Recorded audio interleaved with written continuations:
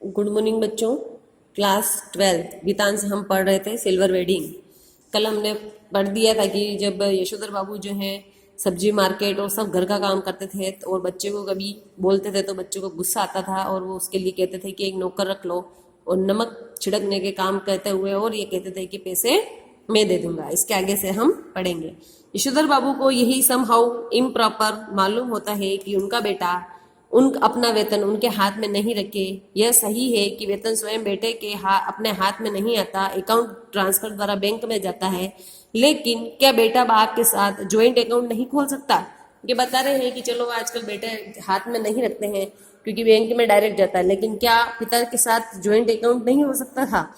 झूठे मुंह से ही सही, लेकिन एक बार ऐसा कहता तो 30 पर बैठे अपने बेटे का अपना वेतन को अपना समझते हुए बार बार कहना कि यह काम मैं अपने पैसे से करने को कह रहा हूँ, आपके से नहीं, तो जो आप नुक्ता चीनी करें। इस क्रम में बेटे ने पिता का यह क्वार्टर तक अपना बना लिया। अपना वेतन अपने ढंग से वह इस घर पर खर्च कर रहा है।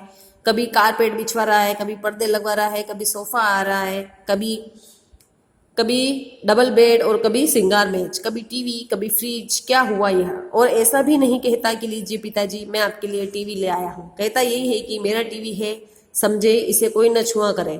मतलब इस तरीके के जैसे पैसे कमा रहे थे, घर में सामान भी ला रहे थे और घर को भी उन्होंने वो कह रहे कि मेरा क्वार्टर होने के बावजूद इनका बन गया था, क्योंकि उसमें सब तरीके की चीजें हैं वो बच्चों के पसंद की आने लगी और बिना पूछे और हाथ भी लगाने नहीं देते थे। इनका क्वार्टर ही उसका हो गया। यह अच्छी है, अच्छी रही।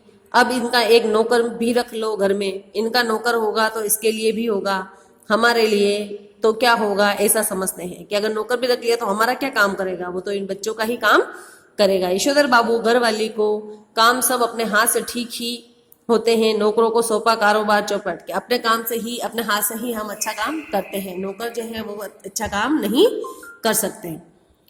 यशोधर बाबू पत्नी सुनती है मगर नहीं सुनती, यानी कान से तो सुनती है लेकिन उनकी बात कुछ भी नहीं सुनती, यानी उस पर गौर नहीं करती। पर सुनकर अब वह चिढ़ती भी नहीं है कि जो भी वो कहते हैं उसको चिढ़ती नहीं है। एक कान से सुना है, दूसरे कान से निकाल देती है। सब्जी का झोला लेकर यशोधर बाबू खुदी हुई सड़कों और टूटे हुए क्वार्टरों के मलबे से पटे हुए लानों को पार करके स्क्वायर के इस कोने में पहुंचे जिसमें 3 क्वार्टर अब भी साबुत खड़े थे। उन तीनों में कुल एक को अब तक एक सिला आबाद किए हुआ है। बाहर बदरंग तख्ती में उसका नाम लिखा है वाईडी पंत।